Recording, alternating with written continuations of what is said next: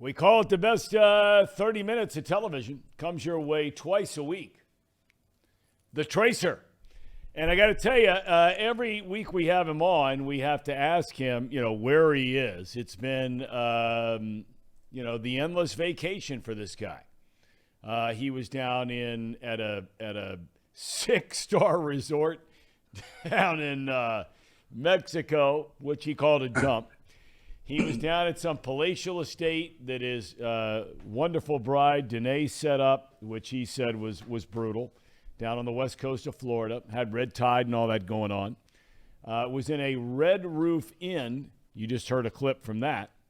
And now you are, my understanding, back on your home turf, Tracer, in Southern California. Looks like sunny Southern California. That's called the sun, you people. I know you don't see it much where you're at, but that's called the sun. I think it's going to be a little cold today. I think it's 76 and not a cloud in the sky. Hey, listen here, Fetterneck. Didn't you wear that hoodie the last time I did the You like that? I did, and, it's a Pioneer League. I asked you if you played in it. I threw it on this morning. I meant to put on something else. It had just come out of the washing machine. It was just sitting there. I grabbed it. So, yes, you're right. And you know what? I got to tell you, that's a good look for you. Thank you. All honesty, that's a good look. I'm a hoodie kind of guy, It's kind of who I am. You're a casual guy. Yeah, right. So I'm in Long Beach, California, and staying at my brother's, which there's a lot going on here. My brother's, just so you know, my brother's a former cop. He's ultra conservative. And at his house, very nice home. My brother's a studly guy. If you guys think I'm studly, my brother's even more studly than I am, and that's hard to believe. But the key with my brother is he's got about 10 guns scattered throughout his house. He's saying, Trace, you got to be prepared. We're going to have a civil war, and you got to be ready to go. He has a shotgun under his bed. He has a 22 in every drawer. He has a SIG 365 that he carries all the time, and he has his block gun when he was a cop. I mean, there's guns all over the place. He actually has a little in the shower. You know how you have your plastic case, so it doesn't get wet? He actually has a little snub nose in the shower just in case something goes down. Come on. Great guy, but it's out of control. It's out of control, but he says you got to be prepared. He says you're guilty until proven innocent. I'd rather be judged by 12 than carried by 6. I mean, he's got all those sayings, and maybe there's a little bit of truth to it, but enjoy staying with my brother. He treats me great. The only thing is every meal is, guess what? Guess what he serves up? Every meal. Probably not every meal. Something with meat in it? Something with meat in it. Hold on 1 second. Here we go. You knew this was coming. It's a prop from the word go. Yeah. What could this be? What do cops like? Besides hot guns? Dogs? Hot dogs? Donuts. You took the words right out of my mouth. I was getting ready to say donuts. My brothers walk around, want a donut, Trace? Want a donut? It's like breakfast I can see, but lunch, it's like, come on, Tara. Guns and donuts. That's what my brother likes. You don't sound like actually, you had a little edge to your voice when you were talking about all the guns being everywhere. How does Danae feel about that with guns being? Is she out there with you, by the way, or you leave her back at home? No, she's staying with her sister. This is a little too much testosterone in this household for her. So she's staying with her sister. But it's just, what's tough is coming to LA is all the drama. Yeah. I got into a really bad situation with my Danae's mother, the mother-in-law. Now I want to throw this at you. And this is the honest to God truth. I'm going to take a video of it. She went out and bought a $250,000 Porsche. Who does that? She's 70 years old with bad knees. So I says, Debbie, you're 70 years old. There's no way your mother-in-law spent $250,000 on a car. Swear to God. You know what? because she corrected me. She said, because I says, Debbie, you can't spend because I'm a financial advisor. That's what I call reckless spending. Okay. Right. She spends $250. I says, Debbie, I know you have money, but $250,000. And she says, Trace, let me tell you something. It's my money. You don't tell me how to spend my money. Yep. And second of all, it was $258, and with taxes, it was $267. $267 altogether. So now I have an issue with my mother-in-law. And I wanted to ask you, Thom, I mean, you have two mother-in-laws. You have one that's sweet, beautiful, very nice, Amanda, young. And then you have the prickly one. That's the busybody, Mrs. Kravitz, always in your business. How should I deal with this? You know what, I got to tell you, I am with you on, with her, I should say, in her point about, hey, look, it's my money. You know, what was that famous book about Die Broke? Remember that big book, New York Times bestseller, written by a financial guy a number of years ago? I read that book, been a long time ago. Can't remember his name, but he's on TV all the time now. In essence, saying that, you know, if you're somebody that goes out and works your entire life and you've been smart with your money, and now comes your time for retirement and the quote-unquote golden years and all that kind of thing, your responsibility, according to him, is not to leave all this money for your kids, right? He said, hey, she wants to go spend $267 on a brand new Porsche at 70 and bad knees. So what? First of all, I didn't even think Porsches cost that much money. I mean, I didn't know there was such a car made that costs that much. It's an incredible car, but it's so low to the ground. She has bad knees. By the way, you talking about a good-looking older woman, 70 years old. She looks like Jacqueline Smith. I mean, I'm just saying, for you people, old bastards, maybe Casey's dad. I don't know. And she's single. So I don't know if it's a midlife crisis, but she corrected me. She's a very strong woman. I have a lot of respect for her. She just told me, mind your own business. Well, you know, it's interesting. You're talking about an attractive woman in their 70s because, as you know, Tracer, I mean, you and I both know. You know, we've been around the block a time or two, right?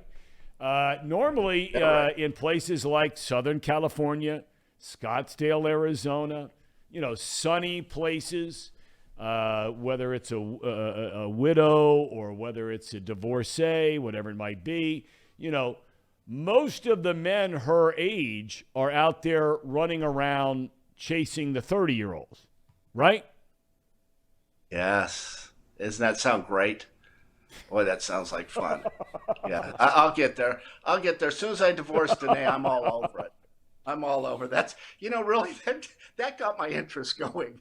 Because let's face it, women go downhill so fast. Women have control of everything. And I love women. I have a lot of respect for women. But once they reach, they get into the 30s, they get into those dirty 30s, it starts to go down. And it goes down really fast. Thom, you and I, we get better, right? We get funnier. We are great listeners. Women, and we have money. Well, I do. Yeah. But women like us, right? But it's kind of sad how women go downhill. And I just think it's got to be tough for a woman to grow old. I have a lot of respect for women, but it's tough. But they control everything till about, what would you say, Thom? 35? And then all of a sudden it just starts, bam. I think that number has increased as the generations have gone by. I mean, look, you just said your mother-in-law, she's hot. And she's 70. Well, and believe it or not, there is such a thing. There are certain people in their 20s and 30s, like Paul's over here rolling on the ground, that I just said that. As you get to be a man in your 50s and 60s and 70s, you realize 60 and 70-year-old women can be unbelievably attractive. What the hell did you just say? You know, I have a lot of respect for you. As they say on the streets of LA, you were keeping it real for a while there, buddy, but you kind of got off track. For what? A 50 or 60 or 70-year-old woman can be attractive? Go ahead. Who are we talking about? Raquel Welch? You just said your mother-in-law. You're the one that said this, not me. For us, I will tell you, in her younger day, she looked exactly like Jacqueline Smith. Wow. And I like Jacqueline Smith, but that's my wife's mom, and that's disgusting. Yeah, I was getting So ready how to should say. wait a minute? So how should I deal with my mother-in-law? You have issues with yours, and I'm not talking about the beautiful, sweet one. I'm talking about the prickly one, the academia, that one, the teacher, the liberal. How do you deal with her, Thom? We get Mrs. along great. Kravitz. We get along great. We have no issues. She really, even though she lives across the street, she's a phenomenal grandmother, great mom. It doesn't have her nose in our business all the time. She and I are cool. I'm still the son-in-law, so there's always going to be that sort of thing. She's the mother-in-law. There's always going to be that, and that's for everybody. But Yeah, she's good. Hey, Paul, would you share with Tracy, which you, with obviously no life whatsoever, which you got up to watch on YouTube or something last night? Yeah. Yeah, so Tracy, I don't know if you saw this last night. So I was going to bed last night, and then right before I shut my laptop, I hopped onto YouTube, and I saw a live stream from L.A. of that police chase. Did you see that? there's police chase all the time, every day. Yeah. Probably twice a day. There was a car going 100 miles an hour down the freeway for about a half hour. It got off the exit where the Angels Stadium is in Disneyland. Drives through a barricade at Angels Stadium. There's about 6 or 7 cop cars following it. Does a U-E in the stadium because it realizes that it's a dead end and it's pitch black out and it can't see. Breaks down the barrier going the other way. Gets back on the freeway for 20 minutes going 100 miles an hour. And then eventually just stops on a bridge, gets out with their hands up, and the whole thing was over. It's the most anticlimactic thing of all time. Yeah, here's the story on this, how it works in Los Angeles. So this guy causes accidents, probably hurt some people. So this guy was arrested, went to jail for a half hour, and now he's out on the street. Yeah. That's how we work it with these. Thom, am I right on this? You know how Spot these on, are. 1,000%, no He's doubt not about spending it. time in jail. What about the guy that mowed down the cadets about a month ago, right? He hurt like 10 of them. He was out in 2 hours. I mean, you can't go to jail in LA. You have got these idiot liberals walking around double masked. Here, I'm at the beach, right, in Manhattan Beach. I'm just sitting there soaking up, working on my tan, working on my muscles, all that's doing a couple push-ups. I have my banana hammock on, sitting there, and two girls walk by. They're about 32 years old, weigh about 112 pounds. They got on. They got their muzzle on, as I like to say. Do you really think a girl that's 32 years old, that is 112 pounds, both of them wearing a mask as they walk the beach? No. I mean, Look at Thom. No. I don't get it. Stupid, right? I've got a niece that she's had 6 booster shots. She's caught COVID twice. She's about as big a liberal. I mean, she's walking around with her flipper. Hey, how about time for a booster? Time for a booster. Walking around. She can't wait to get the booster. And yet she's had COVID twice. I mean, this is the craziness that I deal with when I'm in LA. I love you people. You people in Cincinnati. It's a great place. I will never move because I cannot deal with these crazy liberals. And my brother, I make fun of him, but he is a strong conservative, okay? We don't have many of those, right? Those people, my sister-in-law, strong conservative. This is the home, I don't know if you guys have ever heard this name, Ronald Reagan. You ever heard of Ronald Reagan? I have. He's from California. Yep. I mean, this state. Well, he's actually not from California. He grew up in Illinois. He's not a California guy. You got to be raised Richard in that Nixon. kind of thing. No, he was. Yeah. Thom, we have something for Tracy here. We do? What is it? We have something. I don't know if we showed you this, but we have something for Tracy. Tracy, you'll be able to see this. This is a video from TikTok. This is a video from TikTok. We don't know this person. This is just somebody sent us this video of somebody opening a pack of baseball cards. 1987 Donruss Baseball, looking for Bonds, Bo Jackson, Larkin, Maddox, McGuire, pretty much everybody. All right, let's see what we get. Oh, we got the Governor Jerry Brown's rated rookie. Nice. Wade Boggs, rest in peace. We got Eckersley, who he's a Hall of Famer, Jim Traber, Ed Wozna, Alex Trevino, Tracy Jones, Jose Gonzalez. Who Tracy just laughed Jones. there? Tracy Who Jones. thinks that was funny? Is that you, Paulie, laughing? That Is that you, is. Casey? No, How that's cool Paul. is that? Hey, Tracer, I don't know if you noticed, but this week we've added your card right here. Well, it's about time. It's about time. It got the old number 57. You know, that goes for about 35 cents now. You know, it's time. Paul Fritchner's birthday. Now, Tracer, I asked him, we know the debacle that was the Taylor Swift situation. Yes. Paul. Okay. Today is his birthday. So he had to jump through some serious hoops, as we mentioned, to make this whole Taylor Swift thing happen after initially dropping the ball. But now it's his birthday. And I asked him, I said, so what do you got going on? Or, maybe it's a surprise. And he says, well, I think, we might have dinner or something. Now, Tracer, you and I both know that, she's latching on to Paul and his big future that's ahead. He might be a ham and egger now, but one day he might be right up there with the Tracy Joneses. I doubt it, the but world. there's a possibility. Okay, so, what should he expect tonight? What is reasonable as a 26-year-old as of today? And your girlfriend is how old? 26. She's older. She's older than me. Okay, but she's still in school. Oh, she's teaching. That's what I mean. yeah, She's teaching yeah, school. she's- So she gets out at a decent time. She's not working yes, tonight. yes, She yes. gets out of school. Yeah. Okay. Tracer, what should he be expecting?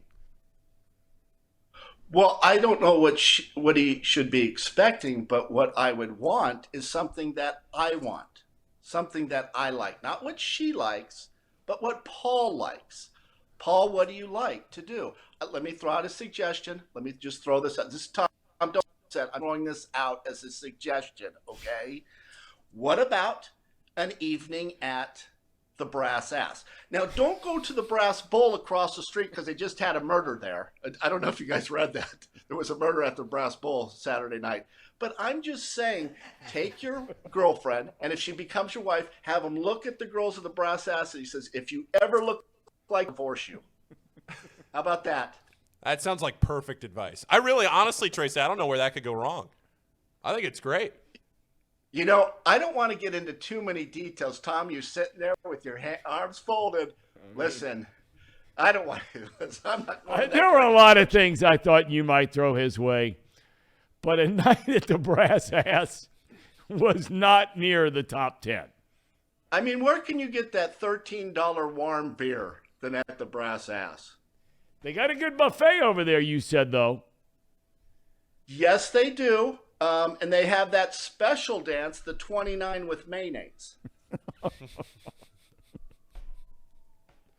Thanks, Tracy. I'll put it in the file. I'll file that one away. We'll see what happens. Let me ask you, what Sure. do you want to do? Do you just want to go out to dinner? Do you want to get birthday? Well, what are you looking to do? What excites you? Well, there is it's has a gone 26 years old. You know what I'm most excited about, Tracy? I'm most excited What? as a 26-year-old to find out if my health insurance works. That's what a 26-year-old needs to figure out at this point in life. Well, let's hope it does. Let's hope it does. But you've got to want something. You've got to, I mean, it should come be on, worth Paul. it. Be a man here. He's asking you. He's giving me some asking me. suggestions. He's asking you a simple question. Like What do when you I want? asked Casey earlier, Yeah. was he worried about the Browns? We went through 3.5-minute monologue before we ever got to the answer. So he has asked you a simple question, and that is, what does Paul Fritchner want for his birthday today? Simple question. I just want a really good dinner. That's all I want. I think we're going to have a roast beef. I think we're going to have some mashed potatoes, some green beans, maybe throw some onions in there. I think that's dinner tonight, and that's perfectly fine with me. That How is simple. so special. So special. green beans, and then you said, had some onions. Like, that's a big treat. I'm going That's to a throw huge some one. onions in them, my green beans. And roast beef. Who eats roast beef, you ham and egger? Like, you said it. That's exactly right. Jeez, mix in a cowboy ribeye or something. Or a filet. And don't get choice, get prime. Maybe Wool's Hitching Post would be a good spot for them, don't you think? Let's get that plug in for my buddy Bronson Trevi. That's Walt's Hitching. But actually get the Tracy Jones. That's the bone and ribeye.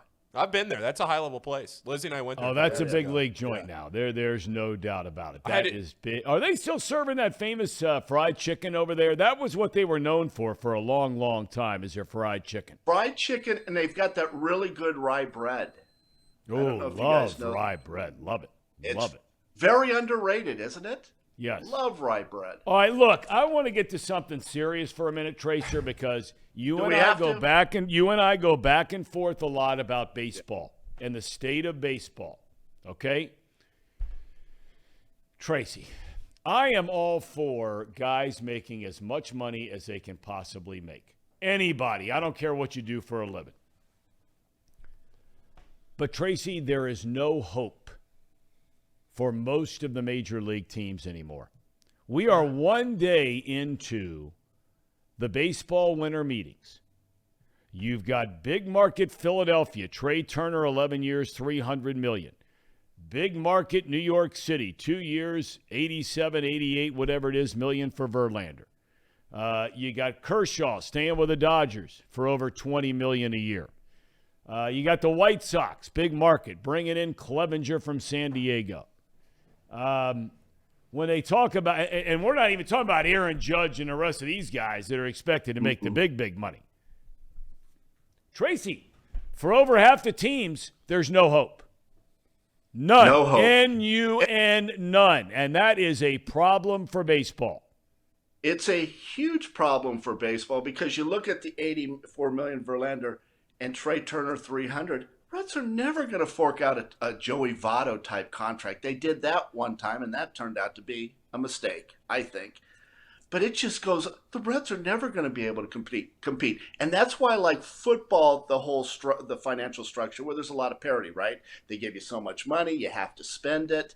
Good teams turn out to be bad teams, good teams the following year.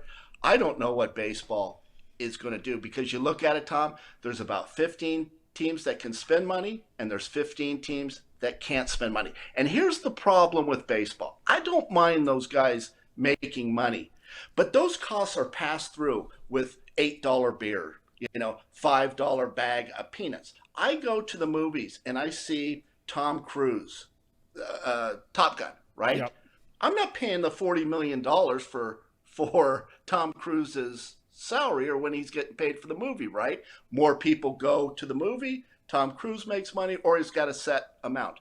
But with baseball, as those salaries go up, us fans pay for it, right? In certain part of that with higher cost. Listen to this.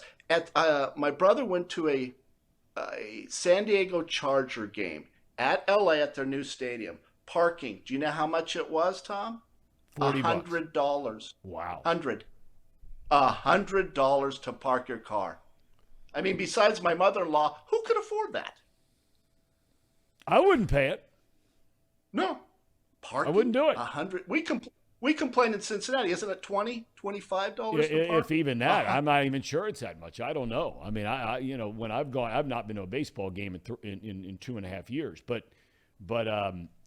I have been downtown to football games and that kind of thing and paid. And the thing is, you can find in a place like Cincinnati, you can find great places to park, and it's easy to walk really anywhere downtown if you don't mind walking, and you can find some cheap stuff. But I just,